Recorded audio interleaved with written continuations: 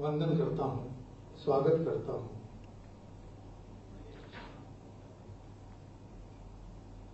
माननीय विधानसभा अध्यक्ष श्रद्धेय हृदयनारायण दीक्षित जी हमारे बीच हैं। हम सब उनका हार्दिक अभिनंदन, स्वागत, वंदन करते हैं।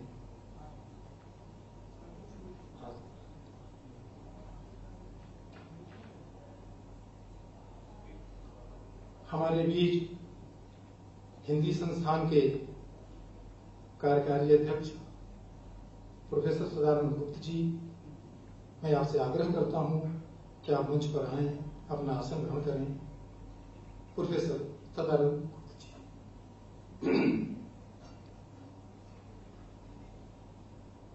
मैं सूचना के बगैर कोई काम नहीं, संस्कृत का विस्तार भी नहीं हो सकता, सभ्यता की जानकारी भी नहीं हो सकती। मैं आदरणीय नवनीत सागर जी से निवेदन करूंगा, बैठे मंच पर आसीन है, मैं उनका स्वागत करता हूं, वंदन करता हूं। अपर मुख्य सचिव सूचना नवनीत सागर जी। हमारे बीच बैठे हैं मुकेश मिश्राम जी, प्रमुख सचिव पर्यटन और संस्कृति। हम उनका स्वागत और अभिनंदन करते हैं। बिना संस्कृति के कुछ भी होने वाला नहीं है। और इस बीच में एक बात और कर दूं, मैं भूल जाऊंगा, संस्कृति अगर प्रयोग नहीं करेगी तो मेरी समझ से सार्थक नहीं होगी। संस्कृति को प्रयोग करते रहना चाहिए और इस काम में हम सभी लगे हुए हैं। हम मुकेश मिश्रा, अच्छा ठीक, अरुण माहेश्वरी जी वाणी प्रकाशन के सर्वे सर्वा मालिक, प्रकाशक और बहुत सारी किताबें प्रकाशित करने वाले, मैं उनका हार्दिक स्वागत करता हूं, अभिनंदन करता हूं। ओम प्रकाश पांडे जी हमारे बीच हैं, राष्ट्र धर्म के संपादक हैं, भारतीय संस्कृति के विद्वान हैं, उनका स्वागत और अभिनंदन करता हूं। मैं अरुण माहेश्वरी जी से निवेदन करता हूं कि वो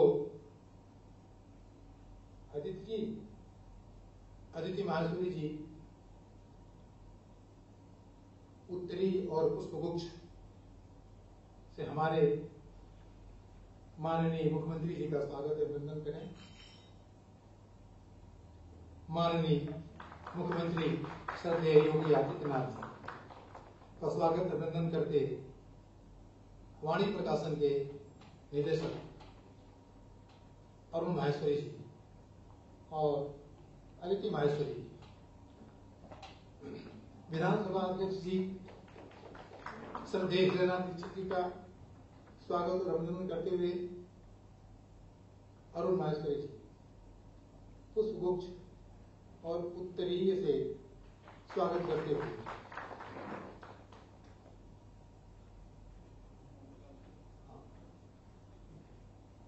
अरुण माहेश्वरी जी ओम प्रकाश पांडे जी राष्ट्र धर्म के संपादक का स्वागत और अभिनंदन करते हुए उत्तरीय और पुष्पगुच्छ देकर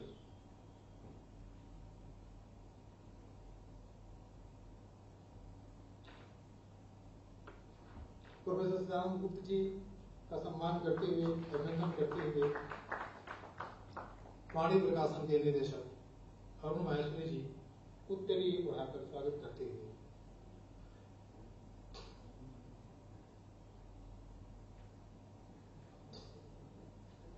अरे सर, तो ठीक है सर। भारतीय भाषाओं में राम का लोकार्पण होना है। भारतीय भाषाओं में लोकार्पित करने के लिए मैं आप सभी मंच पर विद्वान मनीषी गणों से, आदरणीय माननीय मुख्यमंत्री जी से मैं निवेदन करता हूं कि भारतीय भाषाओं में राम का लोकार्पण करें। मैं आग्रह करता हूं, निवेदन करता हूं। भारतीय भाषाओं में राम का लोकार्पण हो रहा है। आप सभी तालियों से उसका स्वागत करें। भारतीय भाषाओं में राम।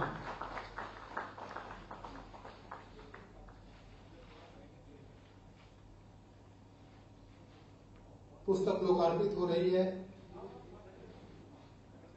4 खंडों में पुस्तक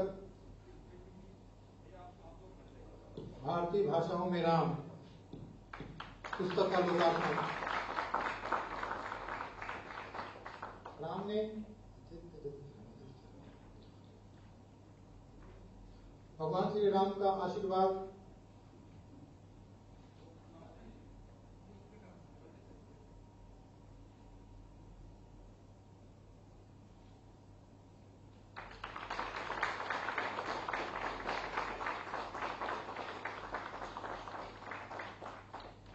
मैं अरुण महाशय जी से निवेदन करूंगा तो प्रकाशकीय वक्तव्य अपना दें। भारतीय भाषाओं में राम कैसे प्रकाशित हुई, किन अर्थों में आपने पुस्तक प्रकाशित की। अरुण जी। धन्यवाद। मंच पर आसीन माननीय मुख्यमंत्री जी, आदरणीय विधानसभा अध्यक्ष व श्रद्धा बिंदु श्री देवेंद्र दीक्षित जी, भारतीय संस्कृति के मनीषी व राष्ट्र धर्म के संपादक श्री ओम प्रकाश पांडे जी,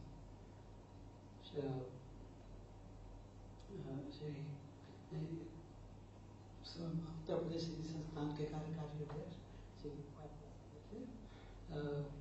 मंच पर उपस्थित श्री नवनीत सहगल जी, अपर मुख्य सचिव श्री मुकेश राम जी, प्रमुख सचिव पर्यटन एवं संस्कृति, और इस कार्यक्रम के प्रेरणा स्रोत श्री शिशिर जी, सूचना निदेशक, और हमारे सभी आदरणीय अधिकारीगण एवं उपस्थित पत्रकार बंधु। हम सभी के लिए गौरव, श्रद्धा और प्रसन्नता की बात है कि वाणी प्रकाशन भारतीय भाषाओं में राम विषय ग्रंथ लेकर आप सभी के बीच उपस्थित है। हजारों सालों से भारतीय भाषा और संस्कृति की आधारशिला मर्यादा श्री राम पुरुषोत्तम के समावेशी उदार चरित्र की मुखापेक्षी रही है। कहा जाता है हरि अनंत, हरि कथा अनंता। मैं विनम्रता पूर्वक यह कहना चाहता हूँ कि इस परियोजना का विचार, उसका क्रियान्वयन और लोकहित के लिए किया गया अयोध्या शोध संस्थान तथा वाणी प्रकाशन के साझे प्रयास की कथा है कि अनंत कथा है। मैं इस बात को लेकर भावुक और हर्षित हूँ कि उत्तर प्रदेश के यशस्वी मुख्यमंत्री माननीय श्री योगी आदित्यनाथ जी के कुशल मार्गदर्शन और सहयोग के कारण ही यह बृहद कार्य संभव हो सका है। हम आपके हृदय से आभारी हैं और यह कामना करते हैं कि आगे भी आपका सहयोग इसी तरह प्रभु श्री राम के कार्य हेतु मिलता रहेगा, जिस पर हम चलते हुए श्री राम कथा, अयोध्या, सनातन धर्म व संस्कृति के बांधों को भारत ही नहीं बल्कि वैश्विक स्तर पर समग्रता पूर्वक पुस्तकों की बड़ी मालिका के रूप में भविष्य में प्रस्तुत कर सके। आज लोकार्पण के अवसर पर इस योजना को साकार कराने वाले भाई सही के मित्र स्वर्गीय श्री वाईपी सिंह, निदेशक अयोध्या शोध संस्थान को मैं श्रद्धा पूर्वक याद करता हूँ, जिनके साथ वर्षों के विचार विमर्श के तहत 24 भारतीय भाषाओं के 18 भारतीय भाषाओं में व्याप्त राम कथा के वैचारिक स्वरूप, उसकी लोक व्याप्ति, पर्व व अनुष्ठित पक्षों समेत आध्यात्मिक व सांस्कृतिक प्रभावों को इसी तरह समेट सकते हैं जिस तरह से श्री राम के उदात्त मानवीय गुणों को वाल्मीकि ने अपनी रामायण में ऐतिहासिक दृष्टि से, कालिदास ने रघुवंश में काव्यात्मक आख्यान के रूप में तथा भवभूति ने उत्तर रामचरित्र में करुणा वात्सल्य मानवीयता की तरह देखा और उल्लेख किया। इस योजना को मूर्त देने के लिए हम इलाहाबाद विश्वविद्यालय के मूर्धन्य विद्वान श्री योगेंद्र प्रताप सिंह जी को धन्यवाद करते हैं, जिनके कुशल और मार्गदर्शी संपादन में भारतीय भाषाओं में रामकथा जैसी महत्वपूर्ण योजना संभव हुई है। भारतीय भाषाओं में रामकथा महत्वपूर्ण इसलिए भी है कि इसमें सम्मिलित लेखक पृथक भारतीय भाषाओं के हैं। पुस्तक में सम्मिलित लेख अनुवाद नहीं है, बल्कि हिंदी भाषा में अलग अलग भाषाई लेखकों के लेख इसमें शामिल किए गए हैं। इसलिए यह पुस्तक मूल भाषाओं भारतीय भाषाओं की कथा के बिल्कुल करीब है। राम कथा की व्यापकता बहुत अनूठी और विचारणीय इसलिए भी है कि वह भाषाओं व विभिन्न संस्कृतियों का एक पुल बनाती है। यह कुछ ऐसा ही है कि प्रभु श्री राम ने अवधपुरी से निकलकर भारत को एक सूत्र में बांधा, जिससे उनकी भाषा, विचार और चरित्र सम्यक रूप से उद्भाषित हुआ। राम कथा इसलिए भी महत्वपूर्ण है कि हम भारतीय परिप्रेक्ष्य में उत्तर से दक्षिण तथा पूर्व से पश्चिम की सामाजिक सहभागिता को एक सूत्र में पिरोते हुए श्री राम कथा के बहाने समन्वय को संस्कृति रच रहे हैं। भारत में जहाँ विविध मत, विश्वास, विचारों व आस्था केंद्रों की बहुलता रही है, वहीं श्री राम सभी के समाहित होते हुए न सिर्फ अंतःसलील होते हैं बल्कि सबके अपने हैं। जो दूर हैं उसे भी अपनी आत्मीयता के वृत्त में समाहित कर लेते हैं। यह ग्रंथ, यह महत्वपूर्ण ग्रंथ इन्हीं विचारों को केंद्र मानकर श्री राम के आदर्शों की एक ऐसी शाब्दिक झांकी है जिससे गुजरकर हम मानवता, त्याग, आदर्श, विनयशीलता, धर्म, क्षमा, परोपकार, सहयोग, बंधुत्व और सत्य के अनुसंधान के में स्वयं को समर्पित कर सकते हैं। 18 भाषाओं में इस मनोहारी संयोजन में आपको श्री राम के भ्रातृ प्रेम, गुरु निष्ठा, पिता की वचनबद्धता के प्रति समर्पण, मित्रों व सखाओं के लिए उदार मानवीय भाव तथा शक्तियों के प्रति सदाशयता का भाव मिलेगा। यह मानवीय मूल्यों की सहज छांव में तले शीतलता प्रदान करता है। यह ग्रंथ सनातन संस्कृति के वाङ्मय का अमर कोश है। गोस्वामी तुलसीदास के इस कथन से मैं आप सभी का अभिवादन करता हूँ कि सिया राम में सब जग जानी, करूं प्रणाम जो जग पानी। बहुत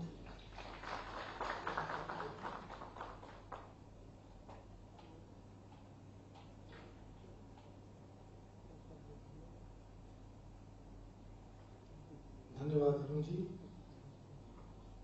आपने अपनी बात बहुत ही अच्छे ढंग से, सार्थक रूप में, बहुत ही संक्षिप्त में आपने बात रखी।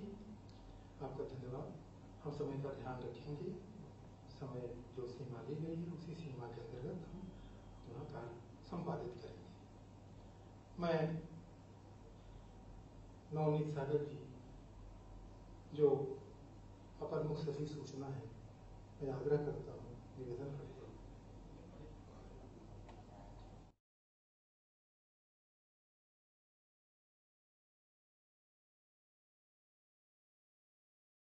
मैं ओम प्रकाश पांडे जी जो राष्ट्र धर्म के संपादक हैं, उनसे आग्रह करता हूँ कि वो आए और अपनी बात अपने शब्दों में।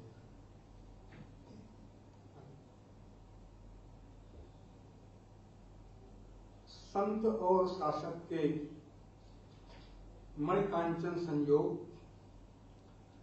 और उत्तर प्रदेश के समर्थ, सफल और सबके लोकप्रिय परम श्रद्धेय माननीय मुख्यमंत्री जी और साहित्य और राजनीति के अद्भुत समन्वित स्वरूप का निदर्शन कराने वाले, सरल भाषा और सरल शैली में परम आदरणीय अग्रज प्रवर श्री हृदय नारायण दीक्षित जी, उत्तर प्रदेश के प्रशासन को गति प्रदान करने वाले वरिष्ठ अधिकारी जन और आज के इस आयोजन के मूल बिंदु सम्मान्य श्री अरुण माहेश्वरी जी और मेरे अग्रज हिंदी संस्थान के सूत्रधार माननीय डॉक्टर प्रोफेसर सदानंद गुप्त जी और इस महासाल में, इस महायज्ञ में सम्मिलित होने वाले सहृदय राम कथा रसिक बंधुओं और बांधवियों। मैत्री गुप्त की 2 पंक्तियां हैं। राम तुम्हारा वृत्त स्वयं ही काव्य है, कोई कवि बन जाए सहज संभाव्य है। राम कथा का उद्भव जिस समय हुआ वो समय बड़ा करुणामय समय था। महर्षि वाल्मीकि स्नान के लिए तमसा नदी के तट पर गए थे और उसी समय एक व्याध ने क्रौंच युग्म में से एक पति और दूसरी पत्नी, उनमें से एक को अपने बाण से आहत कर गिरा दिया और उनके मुख से अनायास एक श्लोक निकल गया, मां निषाद प्रतिष्ठान त्वम अगम शाश्वती समा यद क्रौंच मिथुनादेकम अवधि काम मोहितम, जो प्रेम क्रीड़ा में निमग्न क्रौंच का युग्म था, तुमने कितने संवेदनशील समय में, कोमल क्षणों में तुमने एक इतना बड़ा अनर्थ कर डाला, तुम्हें कभी शांति नहीं मिली। फिर थोड़ी देर सोचते रहे कि हम आए थे स्नान करने के बाद कुछ ध्यान और भजन करने, लेकिन मुख से यह श्राप निकल गया। फिर थोड़ा तटस्थ हुए और अपने शिष्य से कहा कि बल कर दो, मैं स्नान करूंगा। नदी के जल में उतरे। शिष्य ने पूछा, भगवान ये जल कैसा है? जिस जल, ये गंगा तो नहीं है। उन्होंने जो उपमा दी वही उपमा राम काव्य की प्राणभूत है। उन्होंने कहा, सन मनुष्य मनो यथा, यह जल इतना निर्मल है जितना किसी सज्जन पुरुष का मन होता है। वो सज्जन पुरुष का मन निर्माण करने के लिए प्रयत्नशील थे। और यही मन जो वाल्मीकि रामायण में आया कि सन मनुष्य मनो यथा, इसी मन को उठाया गोस्वामी जी ने और रामचरितमानस उसका नाम रखा। मानस वही मन है, और मानस का रूपक मानसरोवर के साथ, मनुष्य के मन के साथ आप जब देखेंगे तो सब कुछ वही दिखाई पड़ता है। कई दिन तक अब व्यवस्थित चित्त रहा उनका। तब तक कुछ दैवी प्रेरणावश किसी का आगमन हुआ। व्यथित थे। उसने कहा कि भगवान ये उद्वेग कैसा है, अवसाद किस तरह का है? आज्ञा कविरसी, आप तो लौकिक संस्कृत के प्रथम कवि होने वाले हैं। तब विरचिताम रामचरितम, अब राम का चरित्र उस समय तो अरुण जी थे नहीं जो सब में छाप करके रख देते। सोचते रहे राम कौन है, कैसे हैं। तब तक देवर्षि नारद का आगमन हुआ और मूल रामायण में वो जो प्रसंग मिलता है कि उन्होंने एक बात पूछी।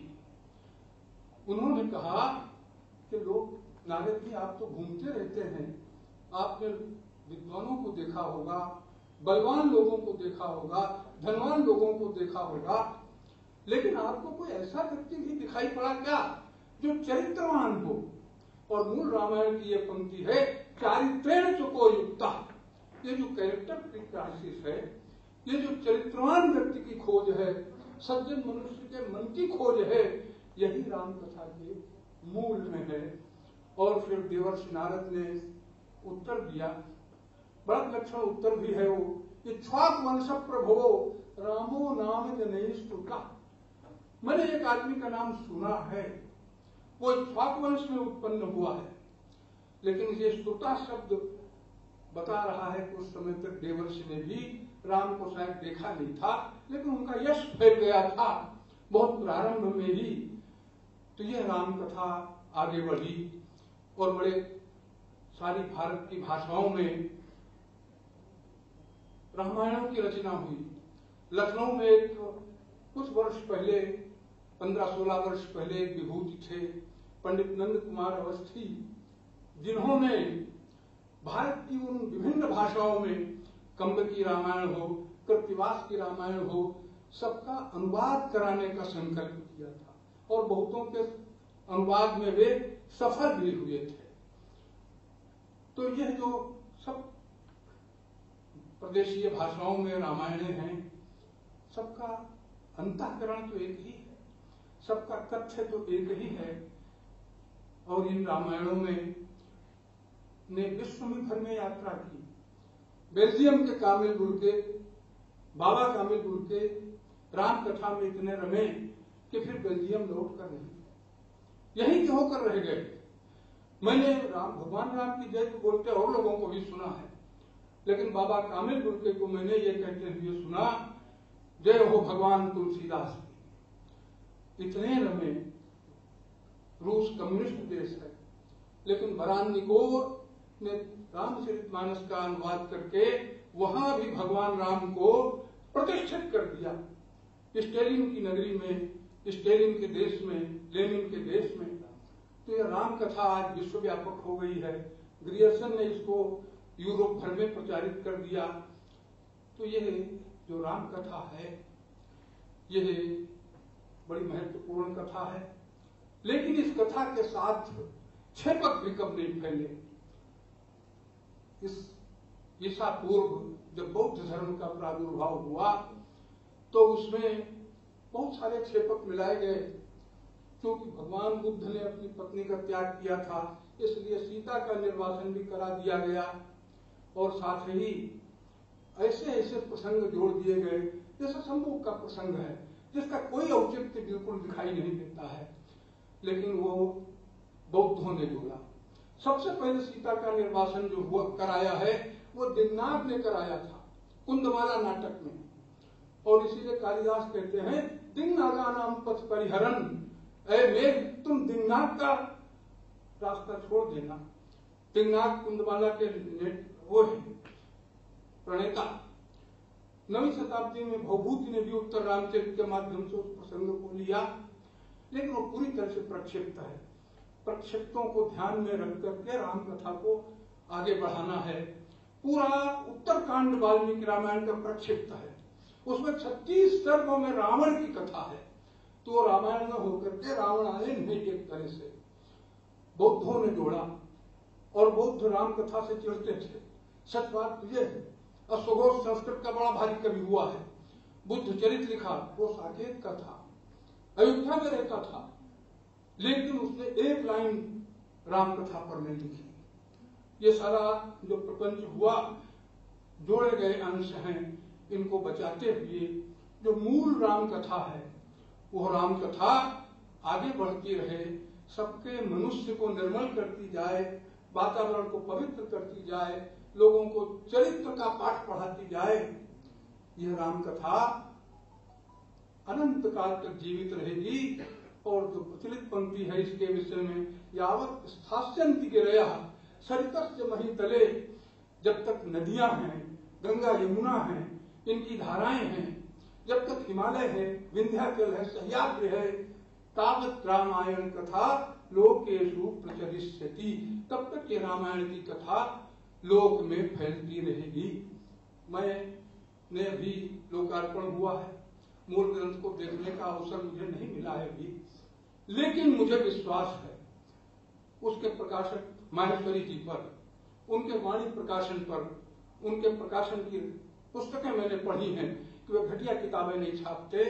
इसलिए बिना देखे हुए, जैसे कोई ज्योतिषी गर्भस्थ शिशु के विषय में भविष्यवाणी कर देता है कि ये भविष्य, ये इस तरह की संतान होगी, उस तरह की संतान होगी, उसी तरह से मैं ये मंगल आशा कर रहा हूँ, ये शुभकामना कर रहा हूँ, ये वर्धापना कर रहा हूँ कि माहेश्वरी जी, ये आपकी का श्रम सार्थक हो, आपका ये के परिश्रम से प्रसूत कृति भी लोकप्रियता प्राप्त करे। बहुत बहुत धन्यवाद।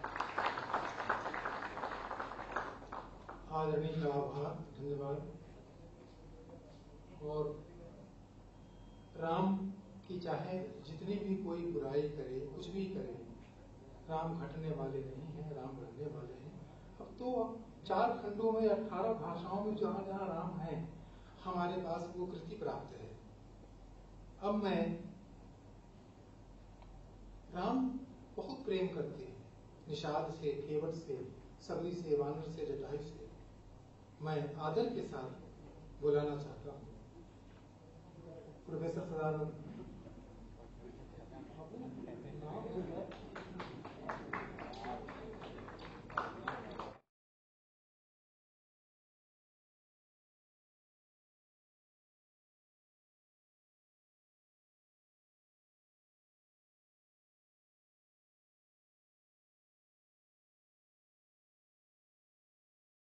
मंच पर आप आए और स्नेह की कुछ बूंदे हमारे को चढ़ती हैं।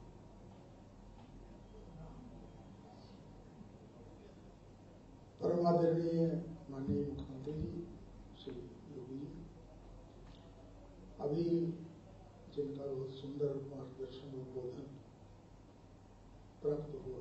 जैसे हमारे बहुत पुराने मित्र राष्ट्र धर्म के संपादक प्रकाश पांडे जी, हिंदी संस्थान के अध्यक्ष डॉक्टर गुप्ता जी, हमारे दाएं बैठे थे उत्तर प्रदेश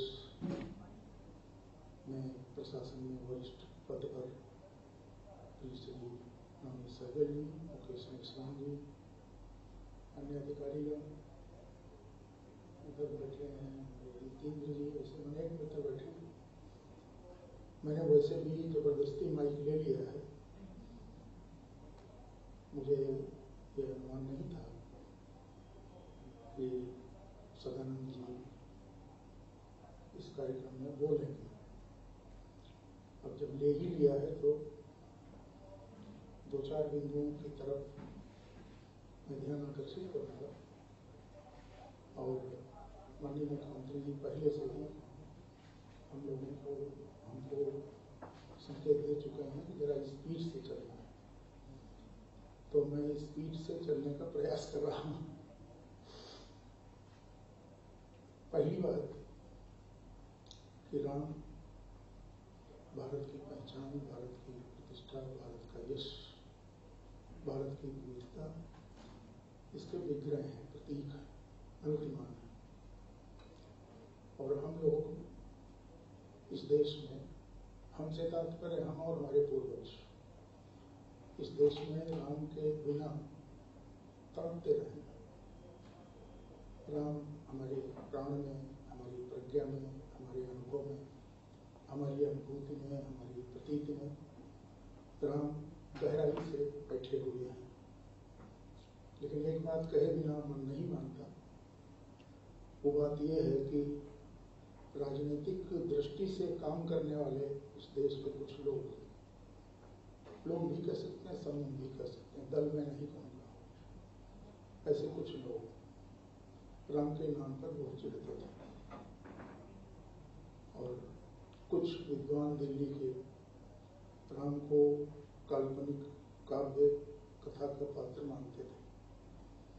जो चिढ़ते थे वह राम पर आक्रामक भी थे, और हम लोग श्री राम के पक्ष में जिस तरह से बोल सकते थे उस तरह बोल रहे थे। लेकिन उत्तर प्रदेश में माननीय योगी जी के नेतृत्व में जिस तरह साफ साफ बातें की गई, उसका नतीजा ये हुआ कि जो राम को गाली देते थे वो अयोध्या जाने का टिकट कटाया करते हैं। जो राम को अपमानित करते थे बेकार में बेलौजे कि ये हुए ही नहीं, वो हुए ही नहीं, वो कहते हैं कि अगर हमारी सरकार आ गई तो हम और बढ़िया मंदिर बनाएंगे। तो ये माननीय योगी जी के नेतृत्व का कमाल है, एक विशेष प्रकार का नैरेटिव कला।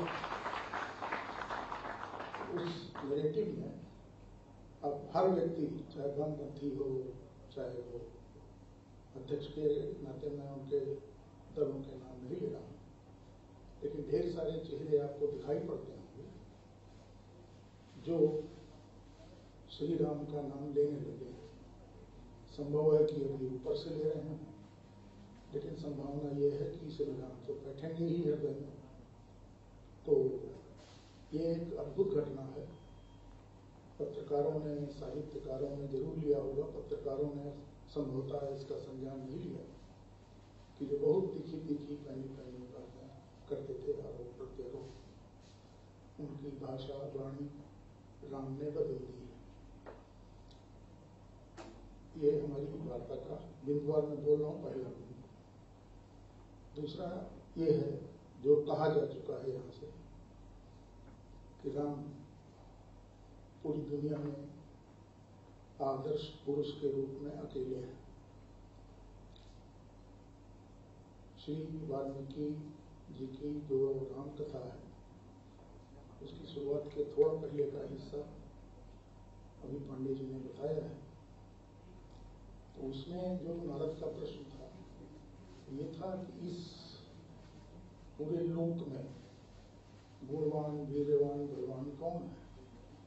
नारद से पूछा गया था वाल्मीकि जी।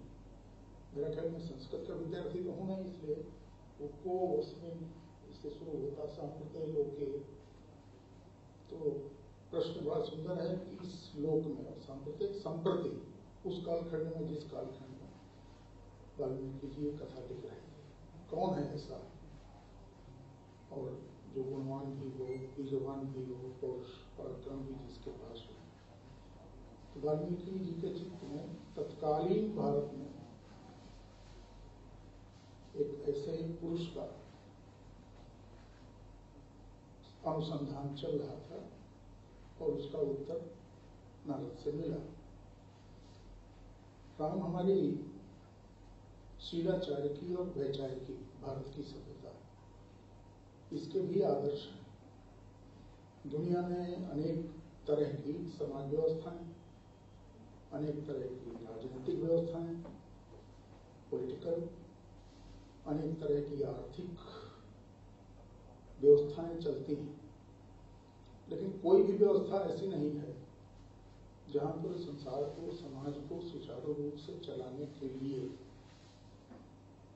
आदर्श भाई, आदर्श बहन, आदर्श माता, आदर्श पिता, आदर्श पुत्र, सारे रिश्ते नाते समाज के, परिवार के आदर्श, यह आदर्श सभी रामायणों में प्रकारांतर से श्री राम के जीवन में मिलता है। श्री राम पूरी कथा में तपते हैं, जलते हैं और सूर्य जैसा तेजस्वी प्रकाश देते हैं।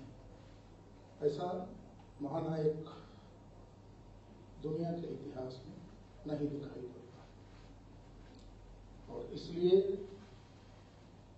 राम को अभी और पढ़ने और पढ़ाए जाने की जरूरत है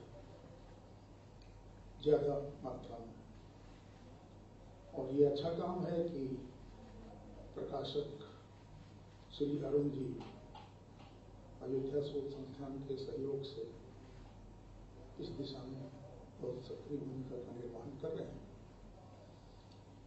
रामकथा में प्रसंग बहुत है, रामचरितमानस और तमाम रामकथाएं मुझे पढ़ने का अवसर मिला है, लेकिन मैं अपनी बात समाप्त करूंगा वाल्मीकि जी रामायण के उद्धरण से। श्री राम वनगमन की तैयारी कर रहे थे और सबसे मिलने के बाद वो कौशल्या के पास पहुंचे। कौशल्या ने कहा, तुमको मैं रोकूंगी नहीं, तुमको मैं आशीष देती हूँ। और फिर वो आशीष वाला खंड इतना अच्छा है कि मैंने कई बार पढ़ा और पढ़ते समय मुझे रवाई आ गई। कौशल्या ने कहा कि तुम जा रहे हो तो जाओ, मैं टोकूंगी नहीं। मैं प्रार्थना करती हूँ कि तुम्हारा वहां का वन का रहना ये सफल हो। तुम्हारे ऊपर इंद्र की, वरुण की, पूषण की, कुबेर की, सारे देवताओं की, तमाम वैदिक देवता, उनकी कृपा बरसती रहे मेरे पुत्र राम। तुमने जो पढ़ा है, जो देखा है, तुम्हारा पढ़ा और तुम्हारा सोचा, तुम्हारा अनुभव किया ज्ञान, हे राम तुम्हारे काम आए। हे राम, तुमने अनेक यज्ञ किए हैं, उपासनाएं की हैं, कर्मकांड किए हैं। हे राम, ये उपासना और कर्मकांड तुमको वन में रहते हुए मदद करें, सहायता करें। इस तरह अनेक बातें कही गई हैं वहां।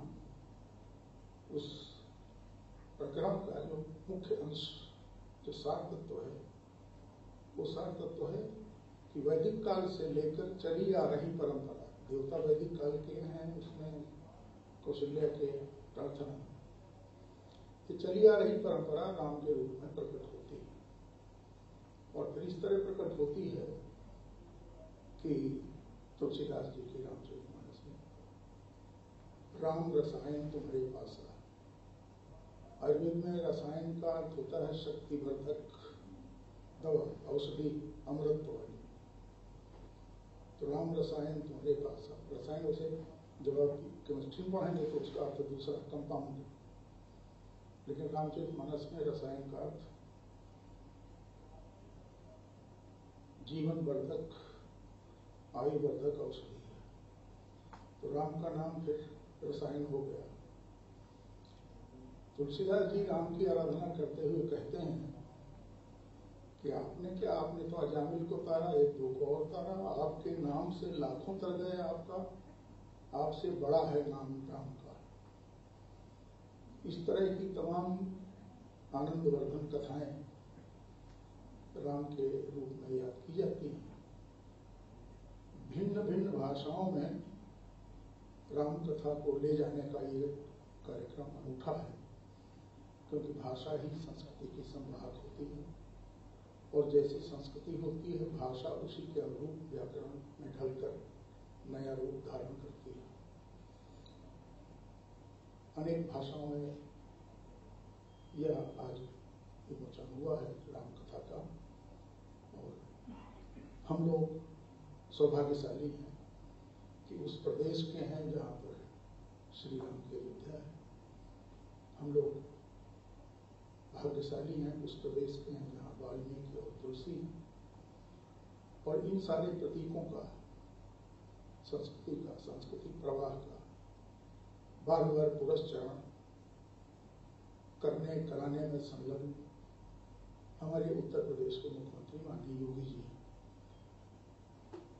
मुझे इस अवसर पर शुभकामना और बधाई देनी है कि ये किताबें और इस तरह की अन्य किताबें भी खूब लोकप्रिय हों, खूब पढ़ी जाएं। इन शब्दों के साथ मैं अपने कम समय का, मैं समझता हूँ, सदुपयोग करते हुए आप सबको प्रणाम करता हूँ। सर्वप्रथम मंच पर बैठे सभी आदरणीय बंधुओं को भी कृपया मेरा प्रणाम स्वीकार।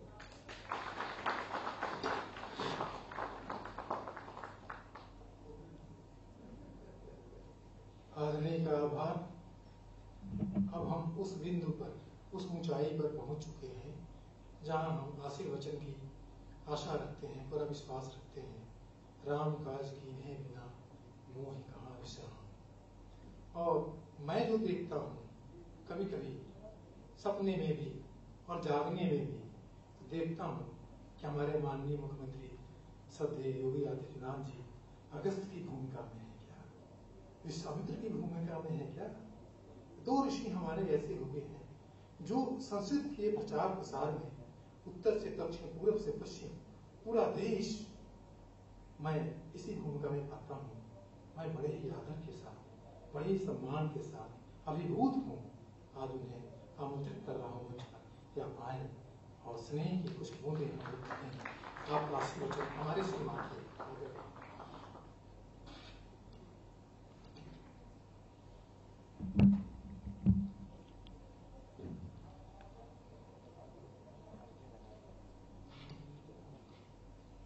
भारतीय भाषाओं में राम, अयोध्या शोध संस्थान और वाणी प्रकाशन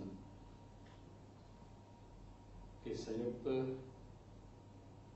प्रयास और पुरुषार्थ के परिणाम स्वरूप आज के इस अद्भुत ग्रंथों के संपादन का कार्य संपन्न हुआ है और आज उसके विमोचन कार्यक्रम में यहाँ पर उपस्थित विधानसभा, उत्तर प्रदेश विधानसभा के माननीय अध्यक्ष श्री हृदय नारायण दीक्षित जी, उत्तर प्रदेश हिंदी संस्थान के कार्यकारी अध्यक्ष डॉक्टर सदानंद गुप्त जी,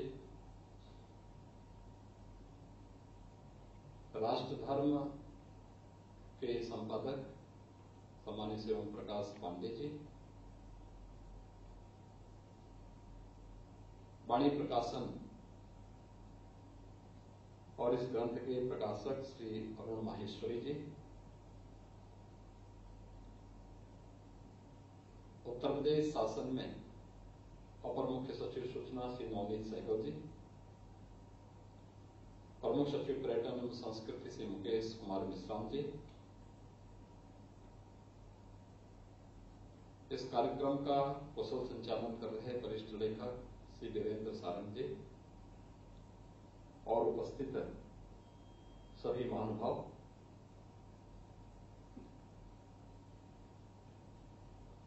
मैं सबसे पहले वाणी प्रकाशन को देश की 17 भाषाओं में अलग अलग कालखंड में मर्यादा पुरुषोत्तम भगवान श्री राम के बारे में जो कुछ भी उपलब्ध है उसे 4 ग्रंथों के माध्यम से एक साथ प्रकाशित करने के लिए मैं वाणी प्रकाशन को हृदय से धन्यवाद देता हूं।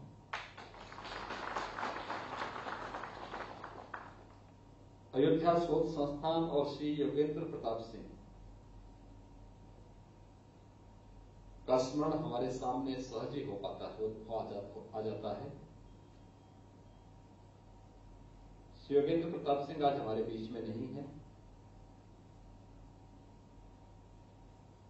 लेकिन अयोध्या शोध संस्थान के माध्यम से मर्यादा पुरुषोत्तम भगवान श्री राम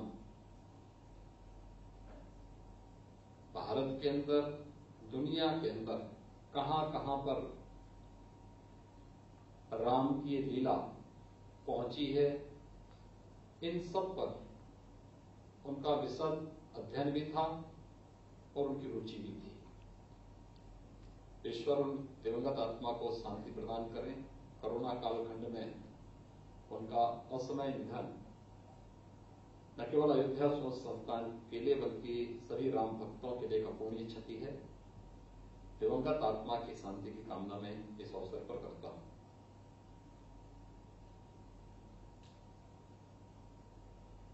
एक बात जो राम के बारे में आती है और मैं बार बार इसके बारे में भी सोचता हूं कि राम को जिसने जिस रूप में और जिस भाव से भजा है उसका उसी रूप में परिणाम भी निकला है।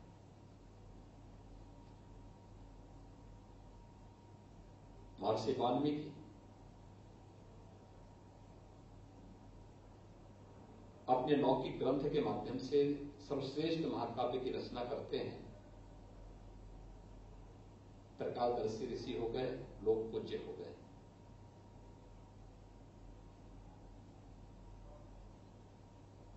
बजरंगबली हनुमान जी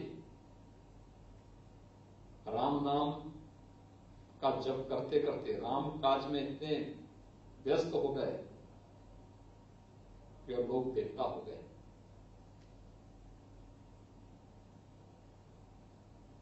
लेकिन राम का विरोध और राम के साथ कुटिलता जिसने भी की वह मनुष्य होते हुए भी उसको किस दुर्गति को प्राप्त होना पड़ा है। मारीच और रावण उसके 2 उदाहरण भी हैं। मनुष्य के रूप में पैदा हुआ लेकिन मौत पशु के रूप में हुई, यानी पशु के रूप में उसको मरने के लिए मजबूर होना पड़ा। रावण जैसा विद्वान, जैसा पराक्रमी, त्रिलोक विजय की क्षमता होने के बावजूद राम से द्रोह किस दुर्गति को प्राप्त हो गया कि आज भी रावण के पुतले भारत के अंदर और दुनिया के अंदर जहां कहीं भी राम भक्त निवास करते हैं वहां पर हम सब देखते हैं। और इसीलिए महर्षि वाल्मीकि ने रामायण में राम के बारे में जो बहुत एक राम को समझने के लिए उन्होंने एक पंक्ति बहुत कह दी, रामो विग्रहवान धर्म।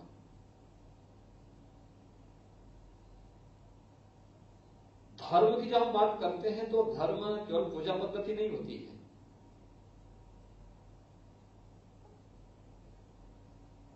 धर्म एक शाश्वत व्यवस्था है। हर देश, हर काल, हर परिस्थिति में जो हमें एक व्यवस्था के साथ जोड़ती है, वह व्यवस्था जिस पर व्यक्ति और समाज का जीवन टिका हुआ है, सदाचार है, नैतिक मूल्य है, कर्तव्य है, इन सब से जुड़ी हुई उस शाश्वत व्यवस्था को भारत ने धर्म माना है। इसमें उपासना विधि कहीं नहीं है। उपासना विधि व्यक्तिगत आस्था का प्रश्न हो सकता है। कोई मंत्रों को चरण जोर जोर से करता है, कोई अंतःकरण से करता है, कोई उसका जप की उसके तरीके अलग अलग होते हैं। उपासना विधि भी दुनिया के अंदर जितने मत, जितने संप्रदाय, जितने उपासना विधियां होंगी, सबके अलग अलग होंगे, उनके अलग अलग दर्शन भी होंगे। हर एक व्यक्ति अपनी उपासना विधि को श्रेष्ठ कहने का अधिकारी हो सकता है, लेकिन धर्म तो एक ही है, और वह धर्म का साक्षात स्वरूप अगर कोई है तो वह राम है। यह महर्षि वाल्मीकि ने हम सबको हजारों वर्ष पहले यह एक बात उन्होंने कही, और फिर राम को ही आधार मान करके उनके कलियुग के अवतार संत तुलसीदास जी ने भी इस बात को बहुत अच्छे ढंग से कह दिया कि जहां सुमति तहां संपत्ति नाना, जहां कुमति तहां विपत्ति निधाना। और मुझे लगता है कि ये अद्भुत कार्य ऐसे समय में वाणी प्रकाशन ने किया है जब 500 वर्षों की गुलामी के कलंक को हटाते हुए भारत का नेतृत्व 135 करोड़ की आबादी की एक ताकत का एहसास विश्व मानवता को कराता हुआ एक अनसुलझे रहस्य को सुलझा बना करके एक असंभव कार्य को संभव बनाते हुए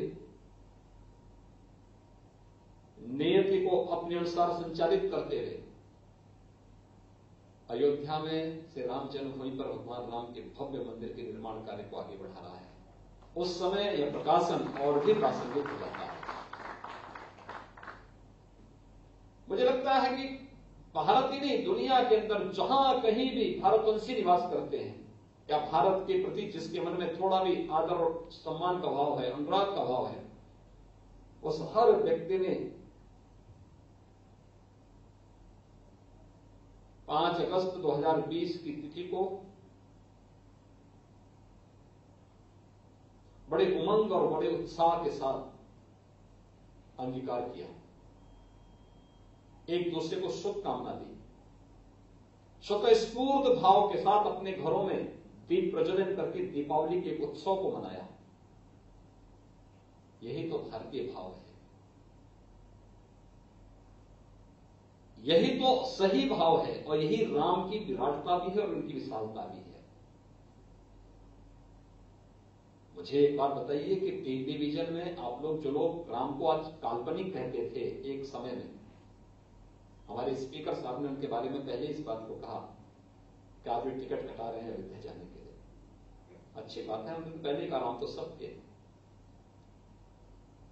एक समय उन्होंने कहा था कि राम तो काल्पनिक है, कृष्ण तो काल्पनिक है। अगर एक काल्पनिक होते तो आप तो घरों में टेलीविजन में तमाम धारावाहिक रोज देखते हैं। आज देखा, एक दिन, 2 दिन, 4 दिन, 1 महीना, 2 महीने के बाद विस्मृत कर देते हैं। कब कौन सा आया देखकर लोग भूल जाते हैं। कमोबेश फिल्मों के बारे में भी लोगों के मन में यही बात होगी। लेकिन अपने समय में इतना लोकप्रिय धारावाहिक रामायण का होना ये क्या साबित करता है। और कोरोना कालखंड के अंदर भी हम देख रहे थे, लॉकडाउन जैसे लगा, दूरदर्शन ने रामायण धारावाहिक प्रारंभ कर दिया। लगभग सभी चैनल की टीआरपी कम हो गई, दूरदर्शन की बढ़ गई। यानी आप देख रहे होंगे टीआरपी बढ़ाने का सबसे अच्छा माध्यम क्या था, रामायण सीरियल।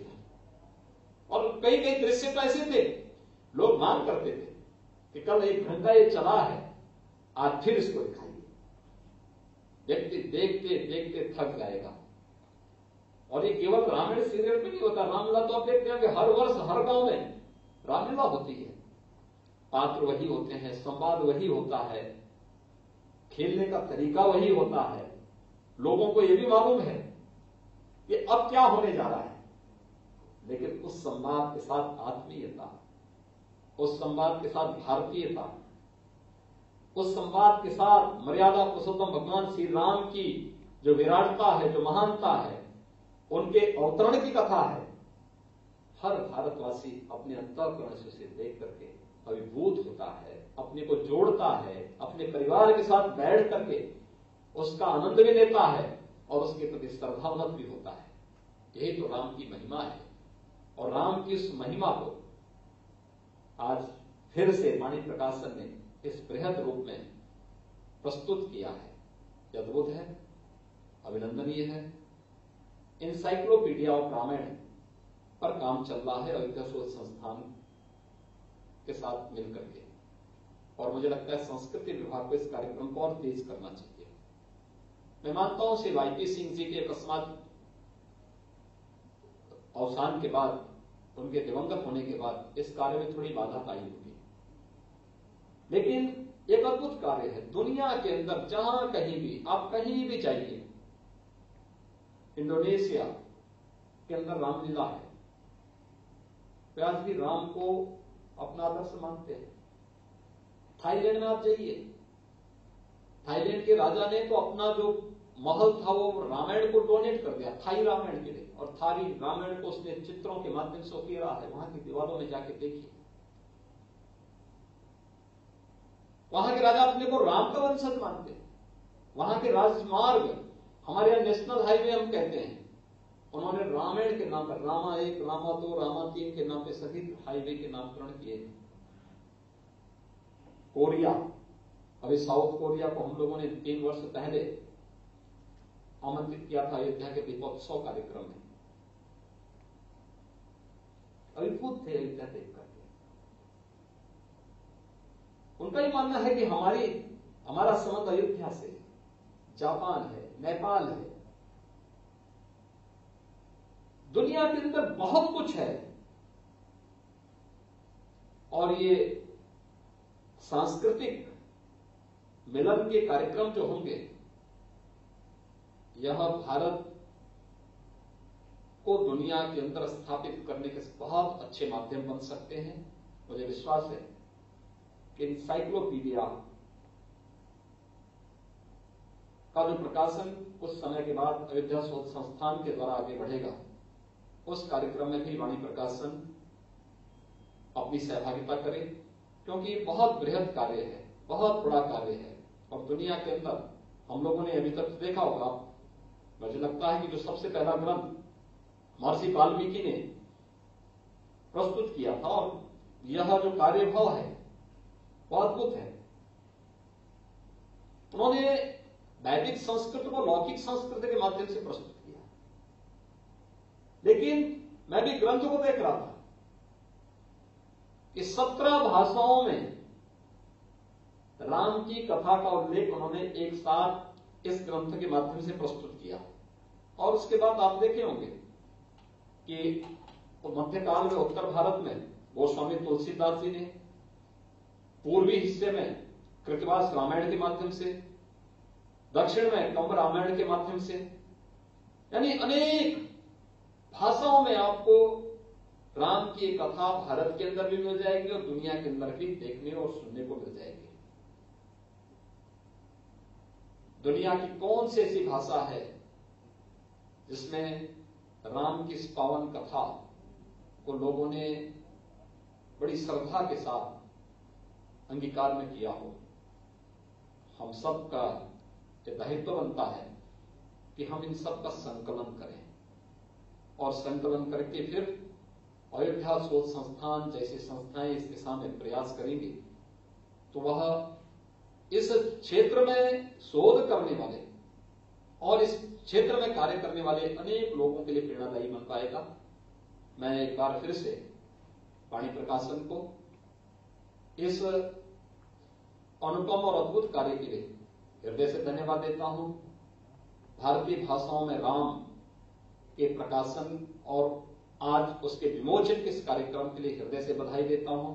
आप सबको दीपावली की मंगल में शुभकामनाएं भी देता हूं और विश्वास व्यक्त करता हूं कि दीपोत्सव का यह कार्यक्रम इस बार हम लोग और भी भव्यता के साथ श्री अयोध्या धाम में करने में सफल होंगे। आप सबके प्रति मेरी मंगल में शुभकामनाएं। धन्यवाद। जय जय श्री राम। आदरणीय का बहुत बहुत आभार। अब मैं अरुण माहेश्वरी जी से निवेदन करूंगा धन्यवाद ज्ञापित के लिए आप आए और अतिथियों का धन्यवाद ज्ञापित करें। ओम जी। धन्यवाद। मैं बस स्पीड से 2-3 मिनट में ज्ञापित करता हूँ। धन्यवाद ज्ञापित करना एक औपचारिकता है, लेकिन आवश्यकता भी है।